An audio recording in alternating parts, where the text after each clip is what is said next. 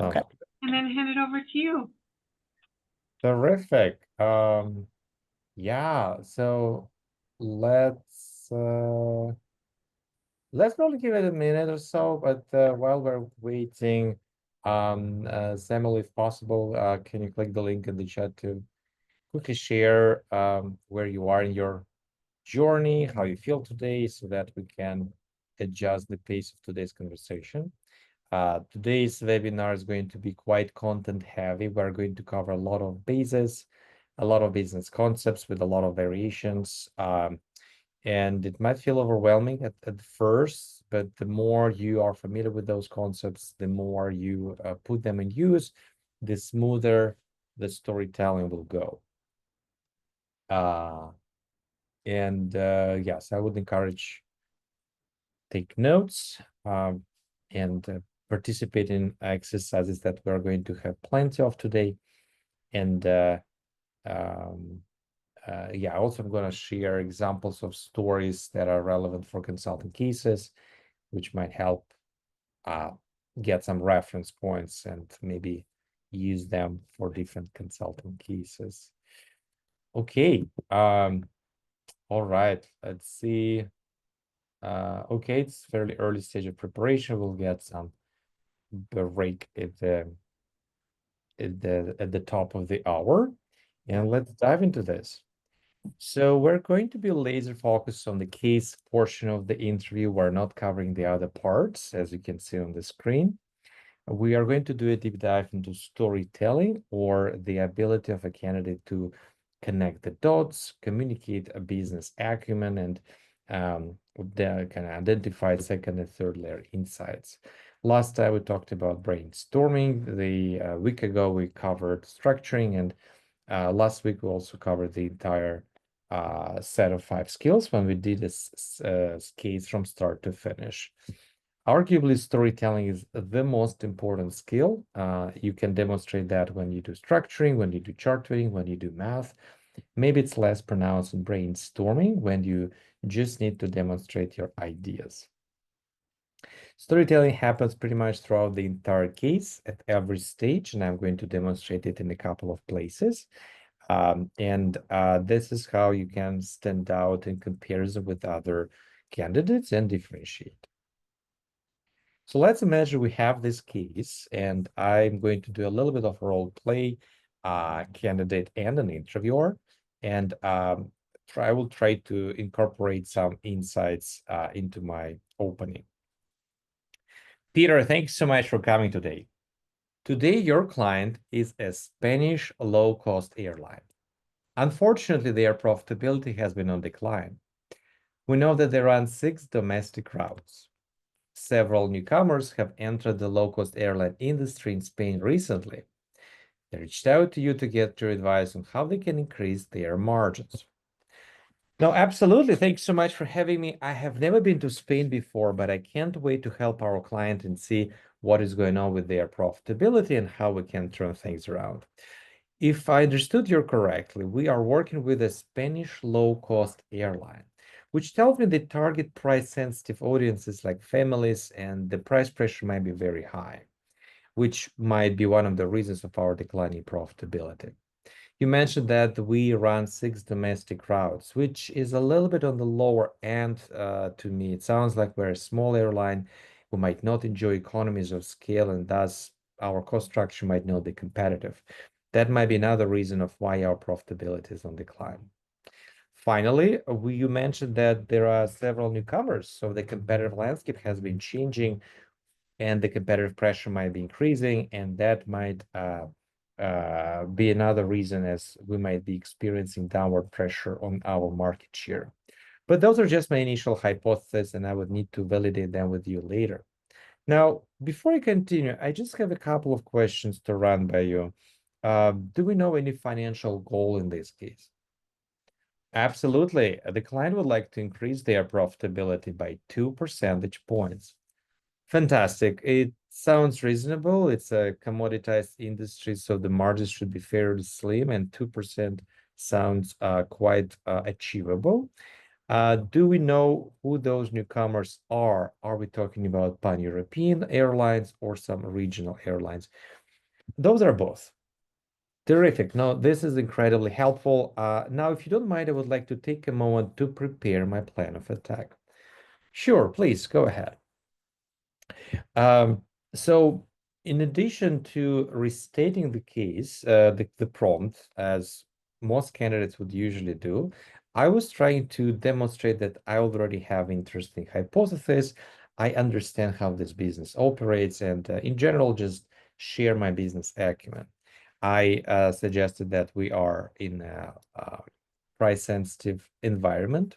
Price pressure is high, and that's might put downward pressure on our margins. I suggested that this is a small airline, which is not ideal. It's a volume-driven business, so we need to have scale to have strong economies of scale and a competitive cost structure, and that might be another reason of our profitability issues. And I also contextualized a little bit that the competitive landscape has been changing.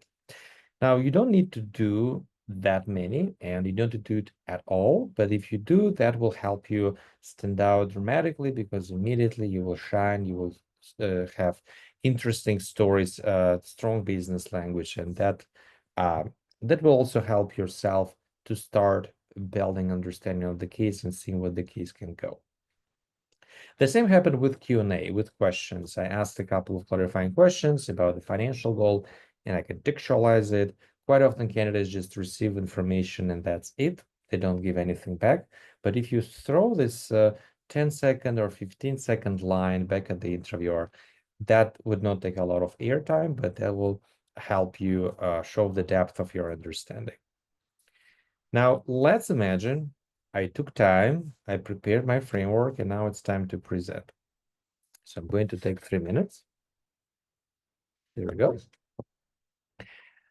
Thank you so much for having me. I would like to think about this problem through 4 lenses. First, I would like to understand financials. Secondly, I would like to look into the low-cost airline market in Spain.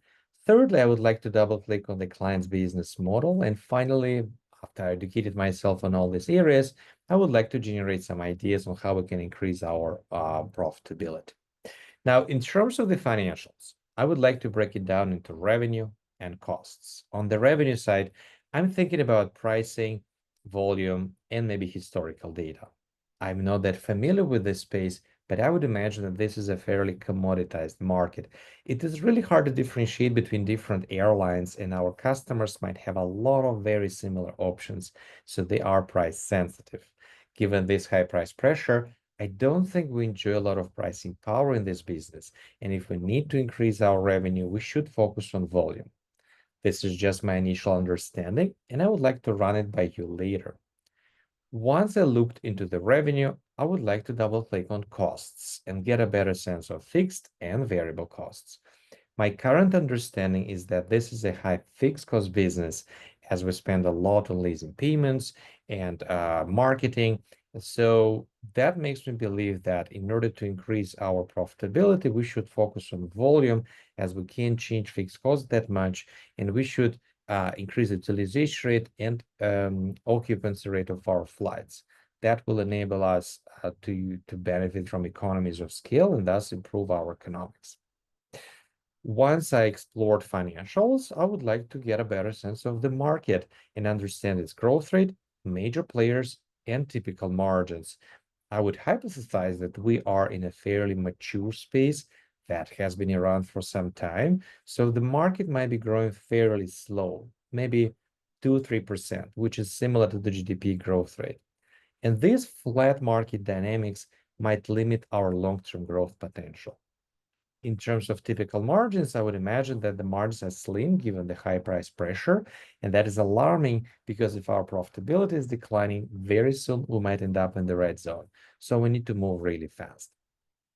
Once I understood market, I would like to dig deeper into the client's business model and get a better sense of offerings and customer segments. Do we serve only B2C, or do we also have corporate clients? Is it leisure travelers or business travelers? Each customer group will represent a different profitability profile. And finally, I would like to sit down and generate some ideas through the lens of decreasing costs and increasing revenue. Now, if this approach sounds reasonable, I would like to start with financials. Do we have any pricing data? So it took me exactly 3 minutes. I presented the approach, but I also was trying to incorporate some interesting insights here and there. In the revenue analysis, I talk about pricing. In cost structure, I was referring to high fixed cost nature of this business. I hypothesized that this is a flat market and the typical margins are slim, etc. I intentionally overdid it. You don't need to do that many. If you can do 2 stories, one here, one there, that will be fantastic. That will already help you differentiate because usually candidates do not have any. Now, it's important to state a couple of things here. Number one, and that's one of the confusions that candidates usually have. Storytelling is not about brainstorming. So sometimes candidates will say, on the cost side, I'm thinking about fixed and variable costs. In terms of fixed costs, it's likely leasing payments, marketing, overhead, and variable costs are likely labor, fuel, distribution commissions, credit card transaction fees. But I would like to look into that with you later. So that's not storytelling. That is ideation. That's a great skill that you can demonstrate later, but that's not what you want to bring in your framework. Storytelling is about so what? You need to constantly think about how does this affect our business? How does it help us solve profitability problem? And just enumeration of different cost items would not move the needle. What will help if you suggest, hi, I think it's a high fixed cost business because it's CapEx intensive and thus we should focus on volume to ensure that our occupancy and utilization rate are high, which will trigger economies of scale and improve our profitability. All right, now I see how it helps us and what we should do about it. Why? Because I had so what. Secondly, storytelling is not questions. Sometimes candidates think that the more questions they ask, the more storytelling happens. But again, they miss the so what part. For example, in terms of revenue, I'm thinking about prices and volume. I would be curious if we have information about current level of prices, historical data. Do we have any pricing tiers like economy, economy plus? Do offer some bundles with tour agencies, etc. Great list of questions. Your analyst will be very grateful because they will know where to go with it, but that's not an insight. Why? Because there is no so what. Another thing to keep in mind is that, and that's probably one of the most important one, and you don't need to be right. You need to make sense. You don't need to be right. You need to make sense. That's the motto of consulting. And that means that you will be wrong, maybe in 70–80% of times, and that is totally okay. You can always regroup. For example, I suggested that this is a flat market, and then later in the case, I'm given the chart that shows that the market is rapidly growing. So I can use this information. I can say, thanks so much for sharing this, because now I can go back and revisit my initial understanding. And now it seems like we're in a very appealing market that is rapidly expanding, which creates favorable conditions for us to grow, but it also attracts newcomers, and the competitive landscape might be changing, competitive pressure might be increasing, so we need to move really fast. So I did not apologize. I did not bring negative energy. I took this new piece of data, worked with that, and demonstrated a new so what. Yeah, I think those are the major points. And just double check. Yeah, I guess finally, storytelling is not, it's not about facts. So if it happens that you have subject matter expertise, you read an article recently about airlines, or you did a project, or maybe you work in the airline industry, fantastic. And if you start sharing insights by saying, I would need to understand the occupancy rate. On average, it's 82% in this industry, but for a low-cost airline like our client is likely more than 100% because they're trying to overbook intentionally, assuming that some passengers would not show up. That's great, but there is no so what.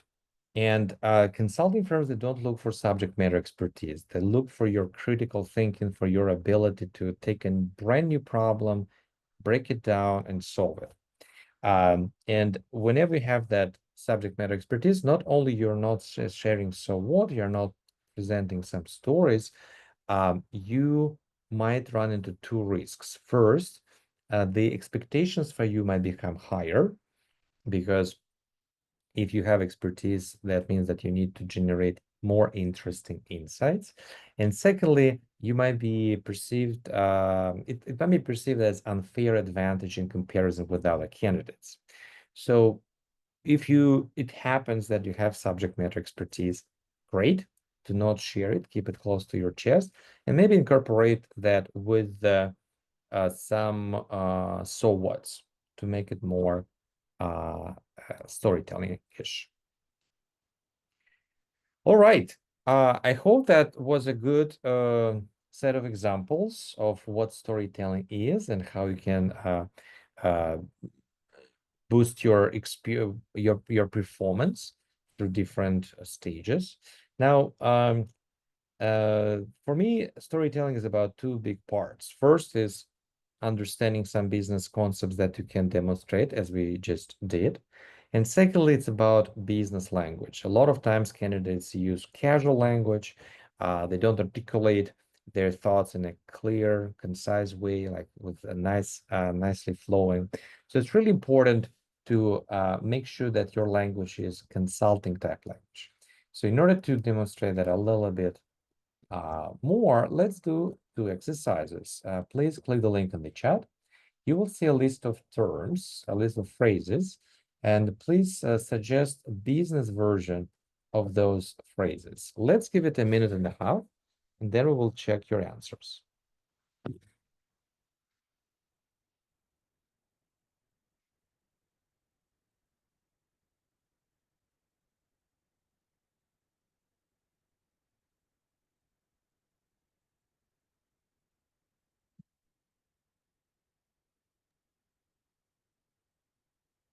So Samuel and Soham, if you have any questions right now, this would be a good time to ask too.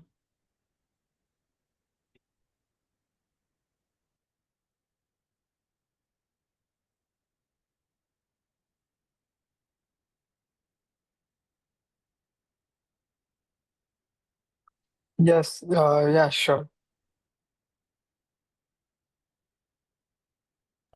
Noted, no question at this time. Thank you.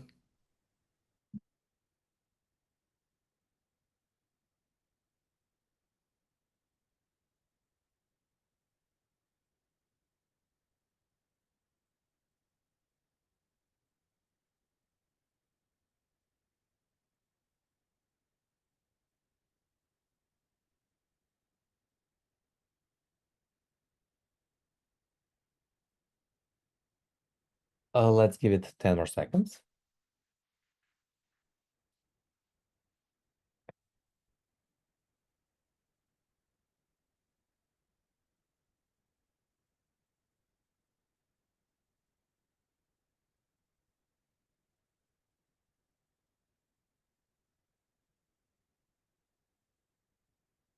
All right. Thanks so much for your responses. Let's take a look. Difficult. So the typical way that consultants will articulate that is challenging. It's something is challenging. It's challenging to break it down. Compare fantastic benchmarking. Sales don't grow. You would usually say they're stagnant or they're flat. Large competitors, lead players, major brands, major competitors, I think. Yeah, that might be one of the another options. All right, let's do another one. It's a little bit faster this time, and you will see a couple of sentences. They're written either in casual language or in business language, and you need to grade them on the scale of 1 to 10. So let's see what you think. Let's give it 1 minute, and then we will check your answers.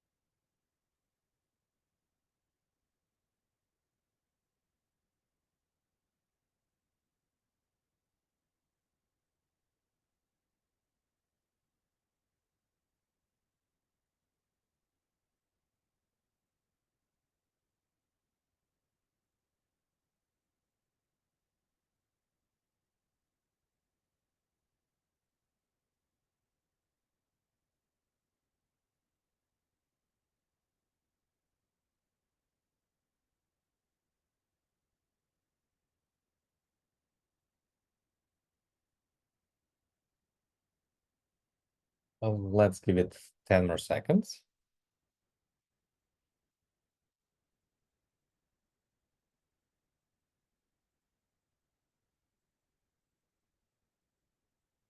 Awesome. Thank you so much for your responses. So this market grows at a high rate.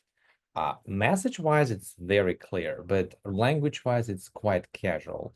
One of the ways you can say differently can say, this market has been experiencing an exponential growth. This market has skyrocketed. So that will be a little bit more business language. I believe this is a cost problem, as we might spend a lot on raw materials. So this is very casual. I will understand you, but this is not how consultants will usually talk. You can say, our cost structure is not competitive, mostly driven by prohibitively high expenses on raw materials.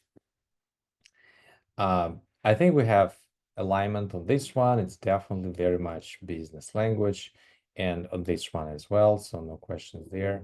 Yeah, I think this one is quite business as well. I would probably just change the beginning. It's our costs are too high, which is a little bit casual. We can say our cost base is elevated.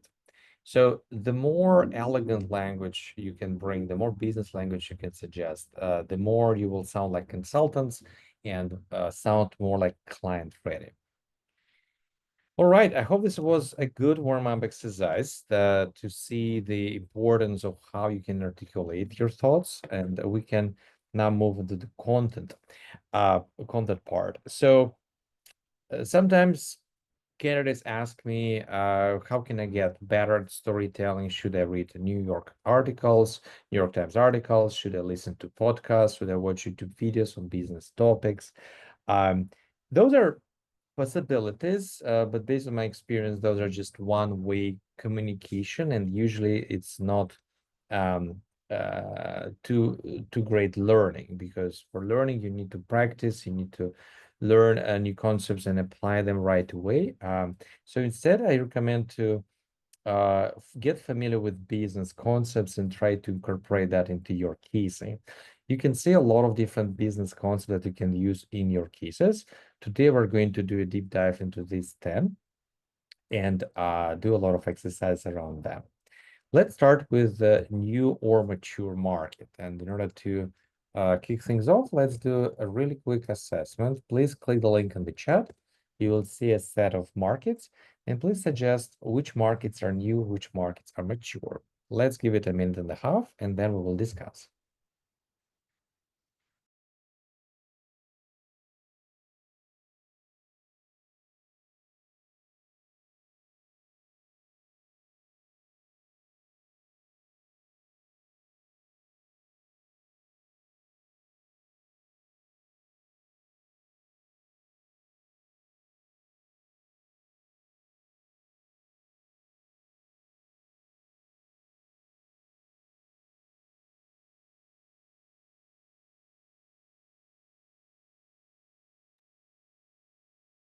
Perfect. It seems like pretty much full alignment. Let me see. Smart home devices. Yeah, it might, I think there might be different perspectives here. Smart home devices have been around for some time. I would believe, though, that it's not more than 10 years. And whenever it's less than 10 years, it's likely it's a fairly new market still. Upscale grocery chain, you can think about it as high-end grocery chains like Whole Foods. And Whole Foods has been around for quite a time. Maybe I think they were founded in 1970s. All right. So what it tells, what it suggests is that you can identify the age of your market in your case, and how can you use it? If it's a mature market, usually mature markets have already flattened out. They don't grow too fast. They usually grow at the rate of GDP, 2-3%. And that might be not exactly favorable market conditions for active growth. That means that you want to grow aggressively, you will need to steal market share of other players, which is usually expensive. That also means that the competitive landscape is fairly stabilized because after many years, everybody who wanted, they already entered this market, and yeah, so it's fairly predictable. If it's a new market, things are quite more intense. You would likely see a rapidly expanding space. In new markets, customers get to know more and more customers get familiar with this new service or product. And so market is growing really fast. And that's great because you have very strong tailwind. It's far easier to grow in such a rapidly expanding space. On the other hand, it attracts newcomers. So if you have high growth rate, especially double digits, you should expect that the competitive landscape will be changing. There will be new entrants. It will become more and more difficult to differentiate. Competitive pressure will increase, and yeah, so that will the potential risks of playing in the rapidly expanding markets. Another thing to keep in mind is that your economics will be likely under pressure. If you grow really fast, that means that you aggressively invest in marketing and you need to build or expand your production facility to be able to accommodate a growing demand. So your fixed costs are going up and sales are not catching up. And when that happens, you put downward pressure on your margins. So no surprise that with companies that grow double digits, they usually sacrifice their profitability. If you think about Tesla, until 2020, it was unprofitable. Coursera is still unprofitable and they grow like they double every year. Sweetgreens is profitable because they expand really fast, etc., etc. So it's not too alarming. It's expected. If you're in a rapid growth stage, you will sacrifice your bottom line. Yeah, so something to keep in mind if you are in new market. Okay, now let's put it into practice. I actually already did put it into practice when we opened the case, and I talked about the Spanish airline case, and I talked about the market. I hypothesized the market is flat because we are in a mature space. And then I used it as a story that might constrain our long-term growth potential. Now, let's take another example. In this example, our client is a producer of farm tractors, and they hired us to help them increase their revenue. And so at some point, we get this chart, and I can react to it. Terrific. Thanks so much for sharing this exhibit. It seems like we are talking about the total US market, thousands of units, so it's volume-based, and we covered 2018 to May 2021. Terrific. So what jumps out to me is that in 2018, 2019, the market was slowly growing, which is very much aligned with my understanding of mature markets. And I would imagine that farm tractor market is mature, saturated. It has been around for decades. What does surprise me is that the market went through the roof in 2020, which is atypical for this type of the market. And I wonder if there are any non-market drivers behind this very rapid growth. Do we have any information about that? And yes, it was the pandemic and the government decided to support agriculture, farmers. They provided a lot of subsidies, as we can see on the bottom. And those subsidies were used for a lot of different reasons to upgrade your fleet, to get fertilizer, to get seeds, pay salaries, etc. So that was the driver for the demand for tractors.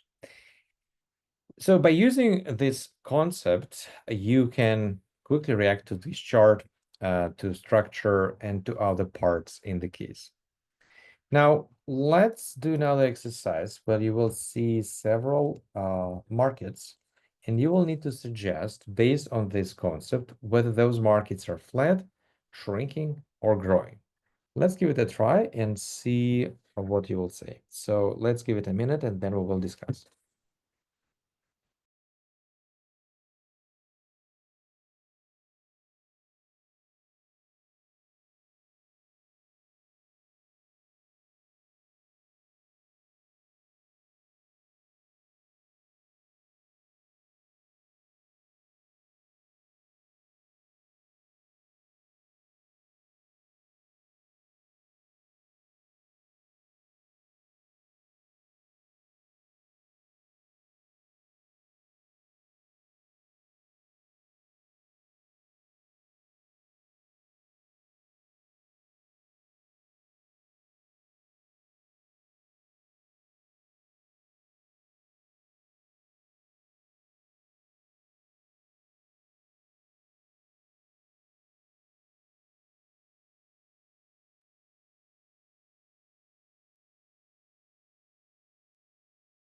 Fantastic. Thanks so much for sharing. Let's see.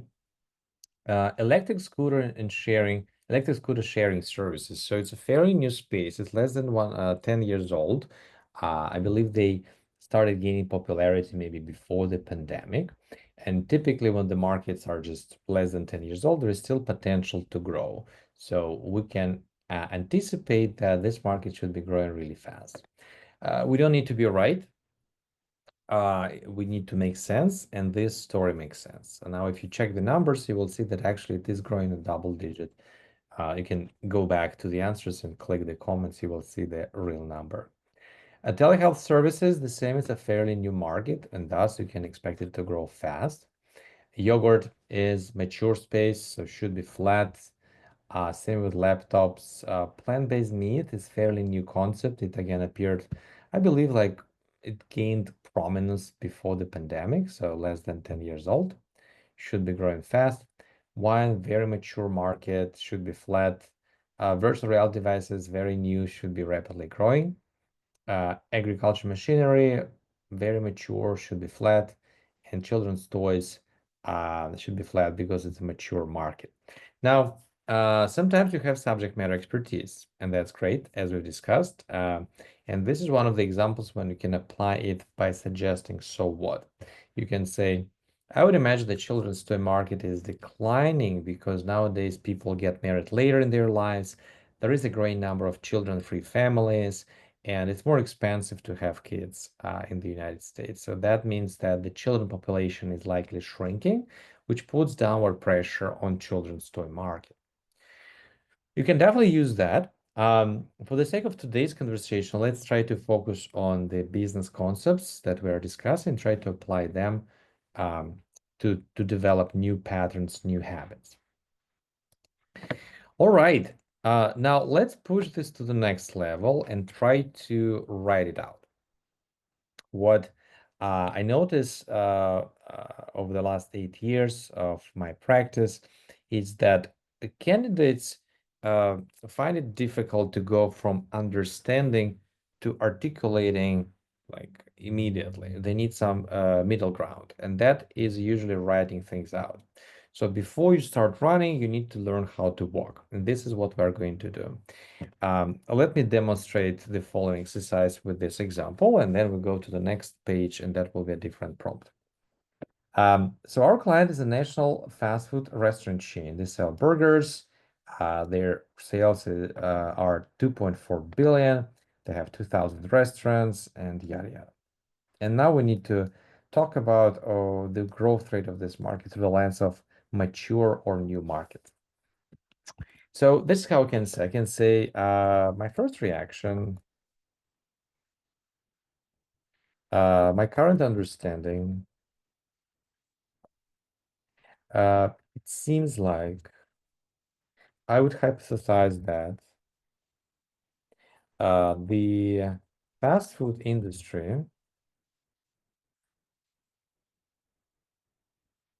is a slowly growing space as it's a mature market that has been around for decades. This flat market dynamics might limit our long-term growth potential. All right, let me break it down. So I started by suggesting these phrases that indicates that this is going to be my current hypothesis. This helps to create this more risk-free environment for yourself so that you don't sound that you know for sure. That's just your first reaction. Then I suggested my statement, which was the fast food industry is a slowly growing space. And if you just leave it like this, that would be your personal opinion. You need to explain, you need to substantiate that. So then I try to explain it as it's a mature market that has been around for decades. All right, but I understand now, but why does it matter? What's the so what? So finally, you need to pass the so what test and suggest the implications for our problem. And the implications are that this flat market dynamics might constrain our long-term growth potential, and we won't be able to improve our profitability that easy. So this structure is usually really helpful when you're trying to build an insight. And it's also helpful to see the difference between what insight is and what insight is not. So I would encourage you to follow this three-step approach. I hope this makes sense. If it doesn't, please let me know. And by the way, this webinar is for you, so that just make sure that you take away as much learning as possible. Feel free to ask any questions at any time. For now, please click the link in the chat. It will take you to this Google Sheets here.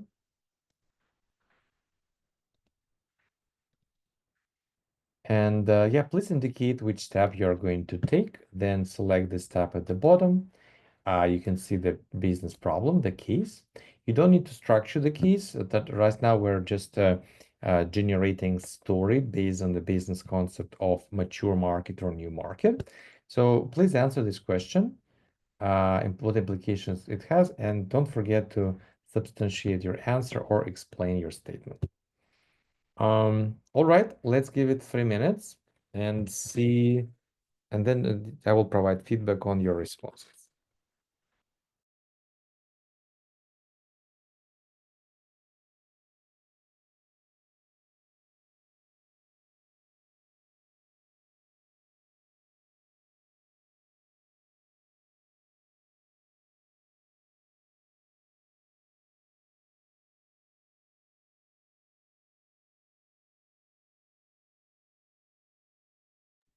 I'm sorry, can you bring back the question?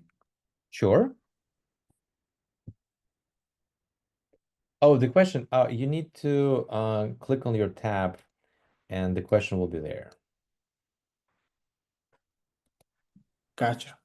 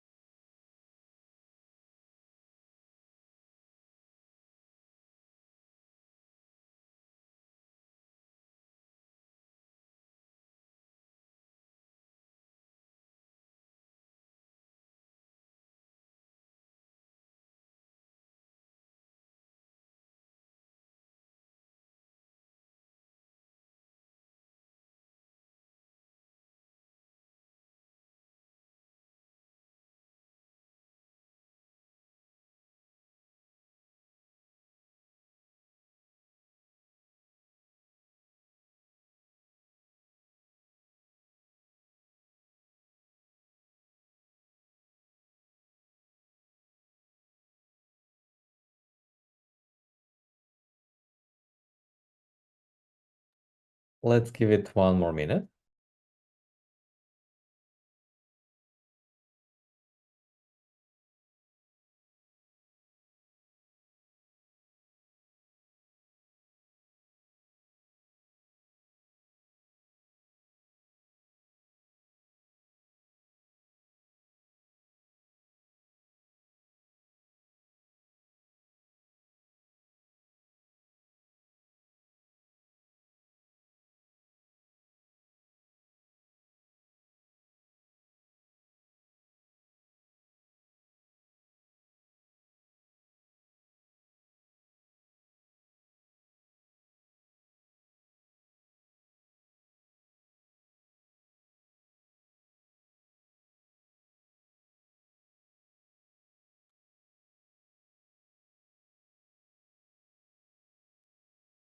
All right, thanks so much for your answers. Let's quickly check them out. I believe that almond farming is a part of the agriculture market which is quite saturated. Therefore, this market might have slow growth, and therefore it might not be a wise idea. This is my initial hypothesis, but we can validate it after looking at the historical data. I think it's a great starting point. It's like 50-60% cooked. You indicated your statement that this is a um, slow growth market. You validated that by suggesting it's a mature, saturated space. But then this final step about tests, so what? You suggested it's not a wise idea, but did not elaborate on that. So if you double click on that and it suggests that this suggests that we might have strong headwind toward like against our growth strategy, or we might face long-term this might constrain our long-term growth potential, and thus PE firm might not see their higher ROI or might see longer payback period. So by bringing it back to the prompt, which in this case is PE firm, we'll finish this insight. All right. My first reaction is that the almond industry is a growing market, lots of demand right now for protein snacks, plant-based protein and nut milks. This means there could be opportunity in this space. Uh,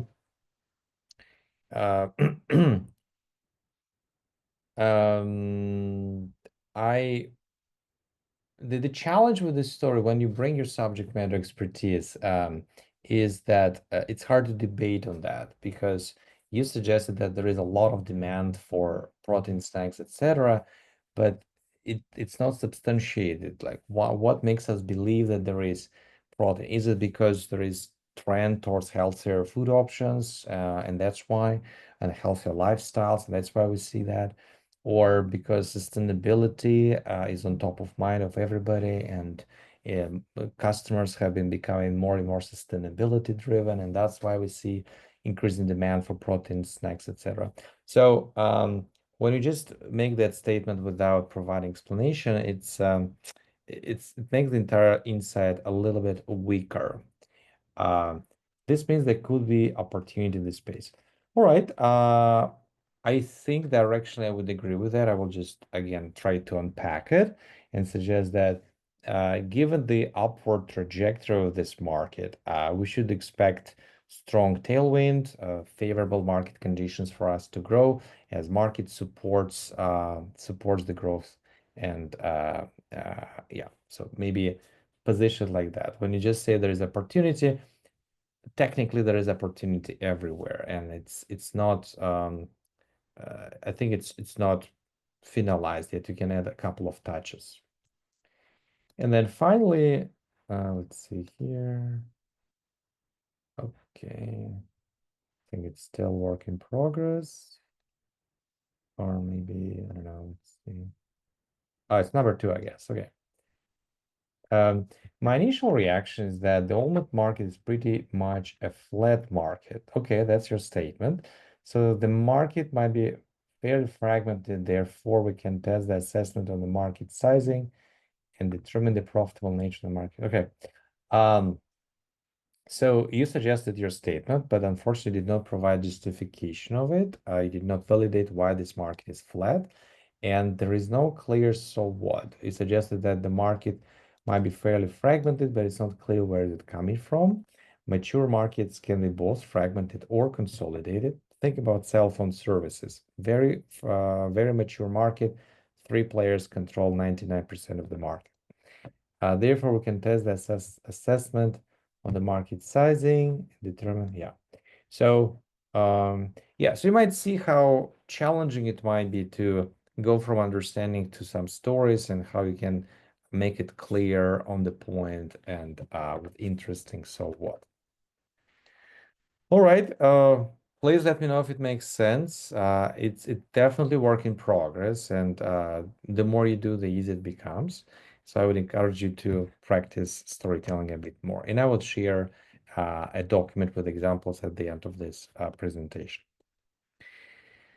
So yeah, just to remind you that you can leverage these stories not just in your key framework presentation, but also in chart trading. For example, in this one, when we work with Mikey Tires, it's US passenger tire manufacturer, and they hired us to increase their sales, and we are in 2021. So you can react to this chart, you can say, thank you so much for sharing. Let me take a step back here to process what I see. It seems like we're talking about total US market of passenger tire shipments in millions of units. Okay, it's a volume based, and we have 2017 to 2020 data. That makes sense. And it's interesting that the market was fairly flat in 2017, 2019. It barely grew, which makes perfect sense to me as this is a mature market. Tires have been around for decades. I did not expect it to grow fast. It's likely saturated already. What does surprise me, though, is that the market fell off the cliff in 2020. And maybe that's pandemic driven, as people were locked down at their homes, they did not drive, and thus there were less demand for tire replacement as the tire wasn't that much used. But I would like to validate that understanding with you. The same, I saw a chart and I used this business concept to interpret it and suggest some insights, and I had 2 of them and move the case forward.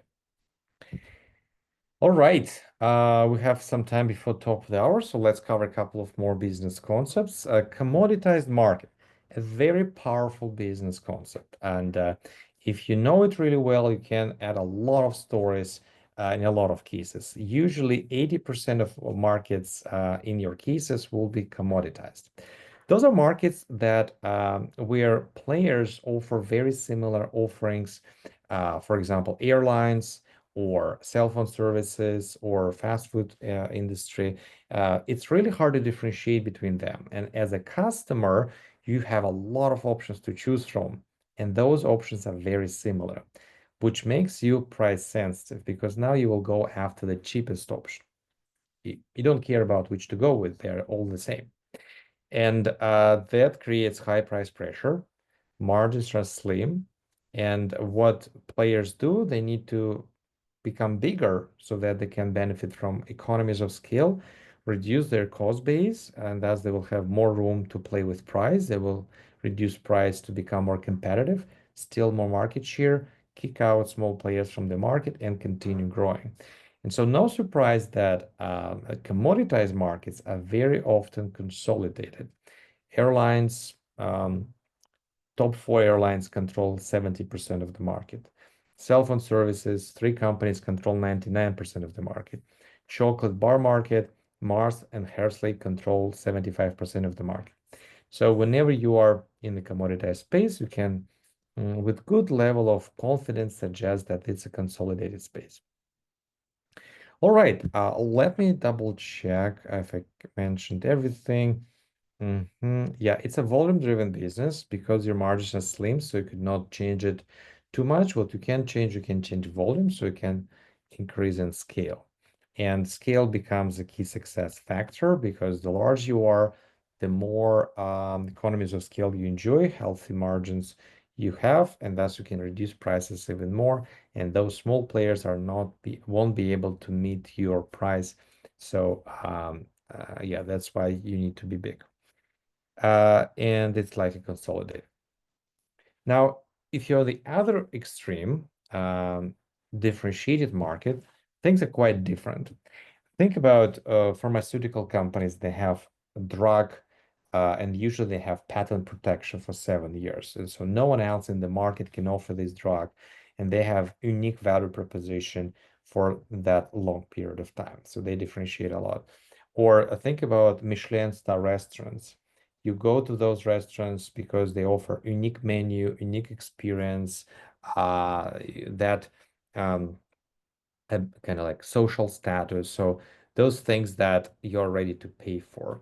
And real estate will be differentiated. MBA programs are quite differentiated. When you compare MBA programs, it's so many factors you need to consider because there are so many different variables.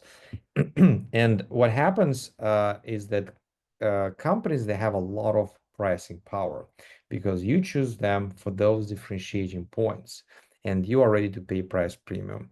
That's why when you go to Michelin star restaurant or you purchase high-end fashion piece of apparel, you would see really high price tags.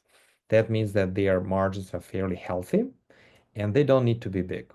They can stay small and still survive. That's why those markets are usually fragmented. You will see a lot of players, sometimes even crowded. And arguably, that's easier to compete in because the competitive pressure is more manageable. You don't need to fight against that big name player that enjoys high market share, high brand awareness, developed distribution. Everybody's small, nobody controls the market, and thus it's easier for you, more manageable for you to compete. All right, I think I mentioned everything. Let me double check. More, okay. Yeah, terrific. Now, how can we incorporate that? Let's take this example of Getaway Airlines, and I will go through what we already learned. So it's a passenger airline. They serve mostly vacation destinations. Revenues increasing, but profits are on decline. We know that their profitability is 10%. The question is how to increase it.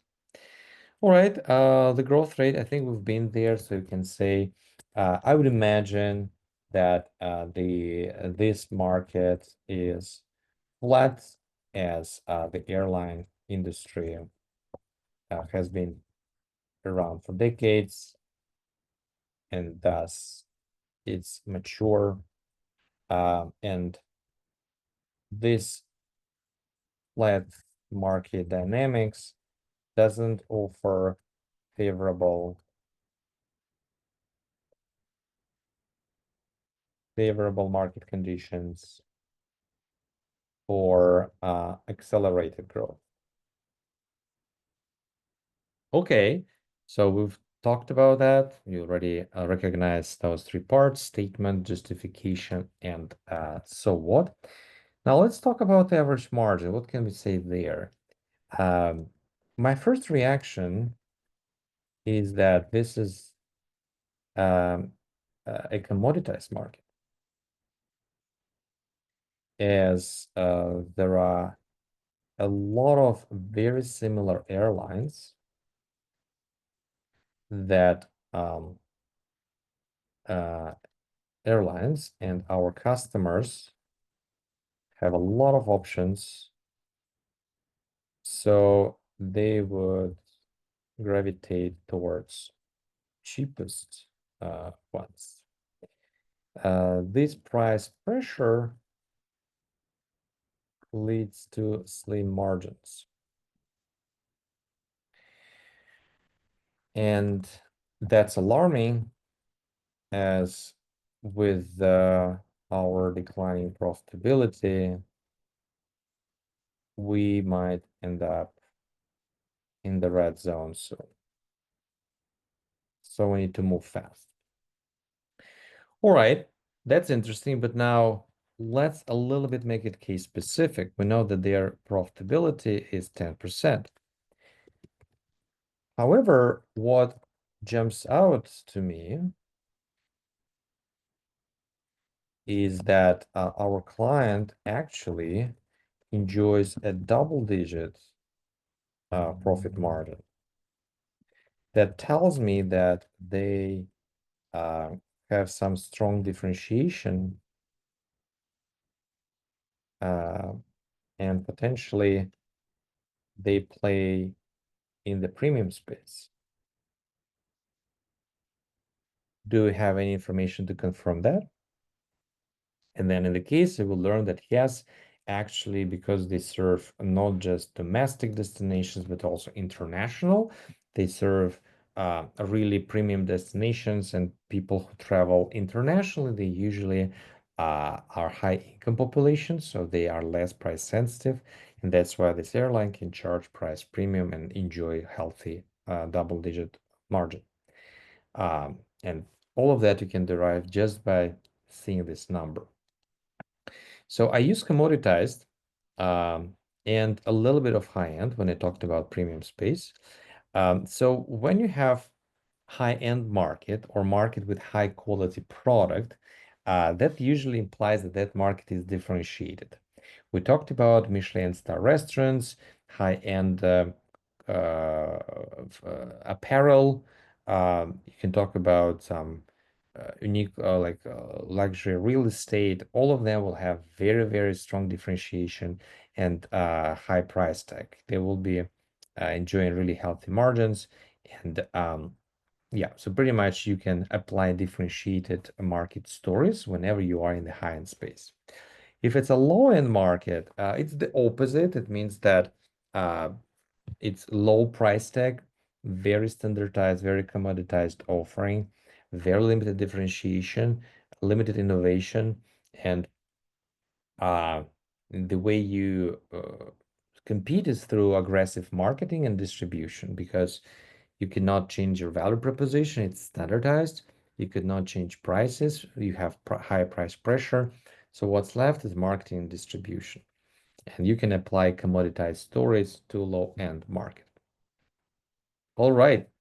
I hope this makes sense. And let's do similar exercise, but this time let's try to incorporate these business concepts as well. Please click the link in the chat. It will take you to this Google Sheet here. Please indicate the tab that you're going to take, then go to it, you will see a problem. And please suggest whether this market is growing, shrinking, and whether you would expect healthy margins or slim margins and why.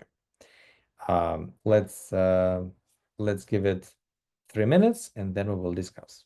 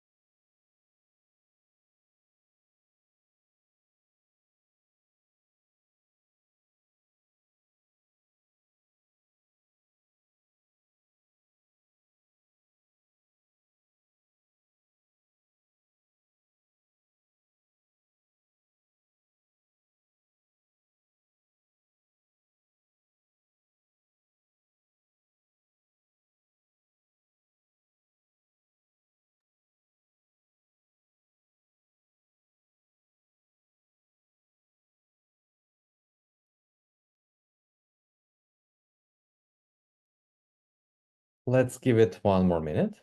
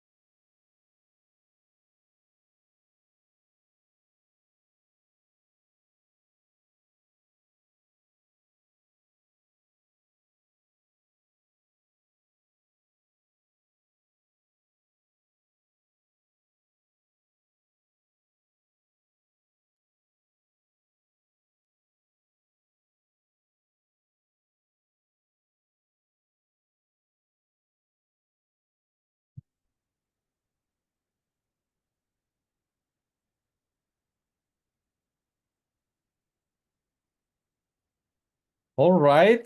Thanks so much for your answers. So let's check them out. Let's start with number 3. We do know that the vehicle market is on the rise, where companies are leaning towards more environmental friendly options. Moreover, this also helps in cutting down major fuel costs.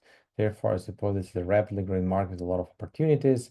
Our client can hence go ahead with manufacturing, selling trucks as well. Okay, I think it's almost there. I will just be a little bit less, probably like a bit more careful with like being strong language. I would say that it adds to the attractiveness of this market entry, or it definitely increases the chances for success for our client. But I don't think you are able to make recommendation on the fly, just hypothesizing that this market is growing. So yeah, and there, okay, so when you talk about rapidly growing market with a lot of opportunities, I would a little bit expand. It's a rapidly growing market which offers a really strong upward trajectory that creates very favorable conditions for us to grow. So I would a little bit unpack what like a lot of opportunities imply, because it's a little bit too generic. But in general, I think it's like 80-90% there. So I think it's great. Yeah, if you can talk about mm, the profitability, the margins, I think that that will be even stronger. We will do that in a moment. So let's check out the next one. My first reaction that the electric truck market is that growing market, so new.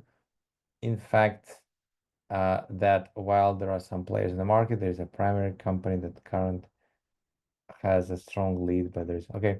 Yeah, I think it's work in progress. I would agree it's a good starting point. You suggest it's a new market because yes, there are electric passenger vehicles that has been around more than 10 years already, but electric truck market is something new. Semi-truck is already for some years around, but truck they keep postponing it, and it's potentially brand new. And the moment it starts, we will see really rapid growth because it's a brand new space with a brand new value proposition and potentially really high demand. So we'd see rapid growth, which will add to the attractiveness of this market entry. And I think this one, yeah, this one probably still work in progress. Okay. Yeah, in terms of the margin, you can hypothesize that because it's a new market, I would imagine that the margins are likely negative for now because it's a very CapEx intensive business. You need to invest a lot in R&D. You need to have large manufacturing facilities to produce electric trucks, and usually you need to invest a lot in marketing, at least at early stages, to educate the market. So you will have really high fixed costs that will erode your margins, at least at the beginning. I think we have a question. Kaylee, please go ahead. Peter, when you have some examples like this where there's a lot of stuff in the news and there's a lot of real-time stuff happening, how do you balance that news cycle, for lack of a better word, with, some of sort of that macro view that I'm assuming is probably what we're supposed to do. But, electric trucks, and even in 2025 and all of the credits and whatnot, expiring in a week. I don't know how much you like weave in like what's happening in real time. You're not supposed to. In fact, consulting does not expect you to have subject matter expertise. I had candidates that who, for example, didn't know what Obamacare is, and they had a interview with LEK, and the interviewer explained to them that this is a government sponsored health insurance, and this is how it works. And then with this information, they applied it to the case and sold it and got an offer. So consultants, they bring analytical skills, they bring really strong problem-solving capabilities, but they're not supposed to know the industry, any industry, in fact. So if you are familiar with some topics, fantastic, you can bring it up, but make sure that you have so what. Quite often candidates just share facts that this happened, that happened, and I know for a fact that this is like this kind of major players entering this space, but the implication for the case is not clear. So yes, you know that, but what is so what? So yeah, I don't see any harm in using that as long as it well like naturally incorporated with clear kind of implementation and so what. But if you don't know, it's not a problem either. Hopefully that answers your You. question. Yep. Thanks. Mhm.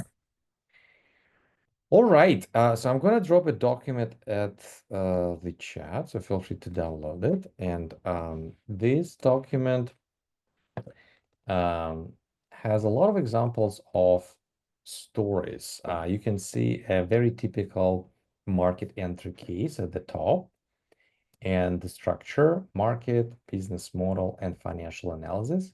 And then for each of the analysis in the structure, you might find a story that is designed through three lenses: statement, explanation, test, so what. I would encourage you whenever you have a moment to look through that, get familiar with these stories, language, and maybe start adopting them for your case performance. As at the end of the day, stories are quite typical. Once you start building a library of stories, you will recognize that you go from one case to the other, and insights are fairly repetitive. You just need to adjust them to the specifics of the case. And in this handout, we have market entry, but actually you can apply these stories for profitability, for M&A, for any other case, business case. Like you probably won't be able to apply it to McKinsey wildcard cases because they are known business cases. That's a separate topic. But yeah, I would encourage you to check it out. There are 3 pages. Each page covers specific bucket, and it will give you more reference points of what insights are, what stories are. All right, and then I think we have one last topic to cover, which is high and low barriers for entry. So whenever you need to make a judgment call about competition, you can use commoditized story, our high and low end business concept. We talked about that in the commoditized market, you likely will have consolidated space. In the differentiated or high end, it's likely fragmented, and you can explain why, and you can explain what implications it has for our case. Now, you can also add a little bit of color by suggesting whether the barriers for entry are high or low. Let's take an example of the electric truck market. The barriers for entry are really high because it's a lot of capex, a lot of R&D, and even credibility. If you're a no-name company, you probably will find it challenging to sell yourself to the audience because it's a very complicated piece of equipment, a truck, and you need to get trust. So there are so many barriers for entry, which suggests that only large players with deep pockets can enter this market. So we can expect just a few of them, not a crowd. Or if you talk about a fast food market, pretty much anyone can open one at a high foot traffic area.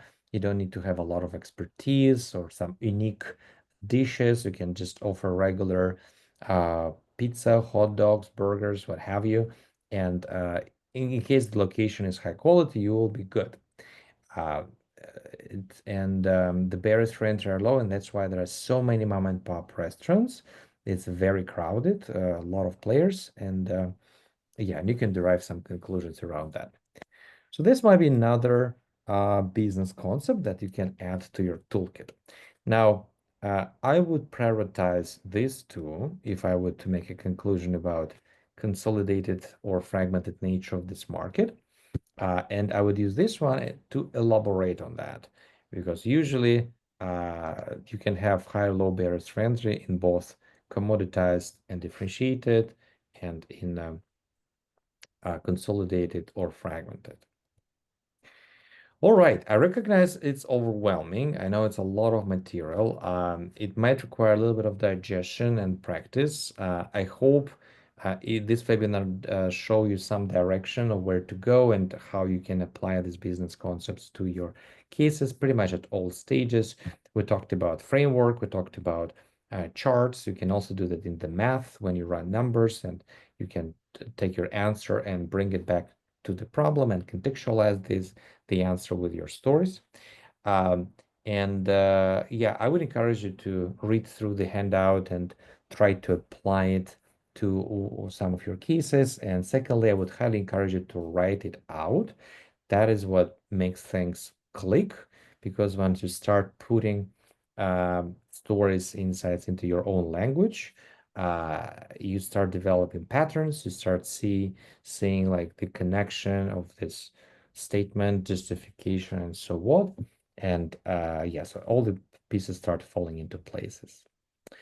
All right, before you go, I would ask you to submit your quick feedback just to let me know what you learned today, what you're still confused about, what worked and what didn't. This helps me tremendously as I'm trying to make this experience as efficient as possible, especially for such high content webinars. So I would highly appreciate that.